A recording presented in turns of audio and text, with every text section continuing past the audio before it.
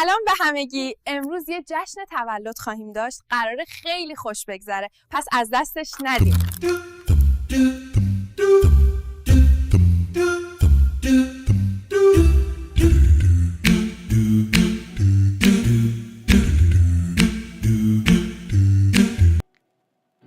اینجا میخوام 3 سبک از تم تولد که بر پایه دکوراسیون و رنگ هست رو براتون به نمایش بذارم. اولین سبک بوهو، الهام گرفته از طبیعت.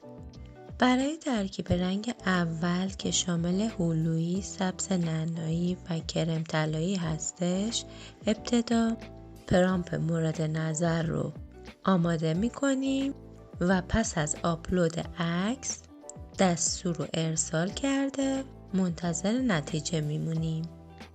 اینم از نتیجه. چه ترکیب رنگ قشنگی. حالا اگه بخوایم ترکیب رنگمون رو عوض بکنیم فقط کافیه که توی همون پرامپ قبلی که آماده کرده بودیم توی ترکیب رنگ ها یک سری تغییرات انجام بدیم. مثلا رنگ مرجانی، سبز نعنایی و سفید رو میایم اضافه میکنیم. از این ترکیب رنگ برای ساختار بادکنک ها، لباس و دیزاین دکوراسیون استفاده میکنیم. پس از ارسال دستور منتظر نتیجه میمونیم.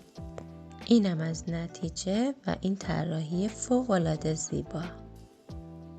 خب حالا نوبت به رنگ خردلی و سبز زیتونی رسیده.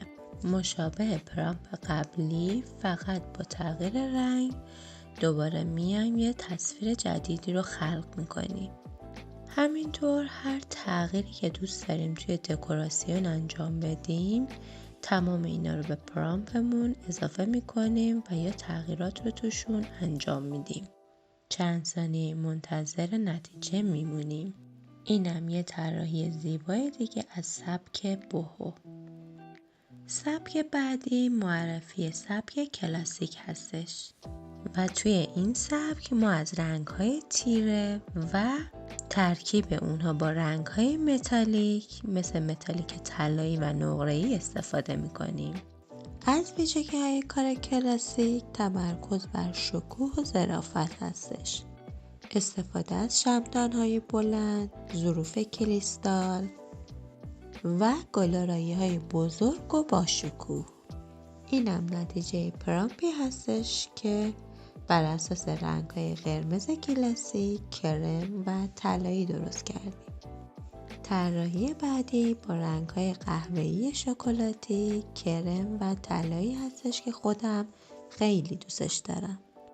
پرامپ مورد نظر رو بر اساس این رنگ‌ها و دکوراسیونی که خودمون دوست داریم طراحیش رو انجام میدیم، نوشتارش رو مینویسیم. اینم از نتیجه زیبای این کار هستش. حتما شما هم خیلی دوستش دارین. و اما آخرین سبک مینیمال هستش که ویژگی بارز اون سادگی، خلوتی و استفاده از عناصر کم هستش. یکی از ترکیب رنگ‌های قشنگ توی این سبک شامل کره‌ای، یاسی و سفید هست.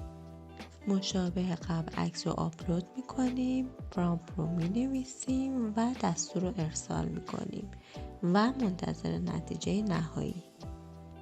اینم ترکیب رنگ زیبا و ساده.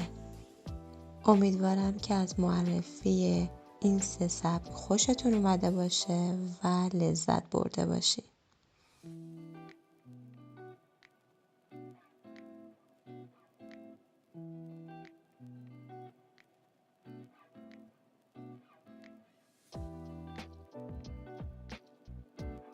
Celebrating you tonight, my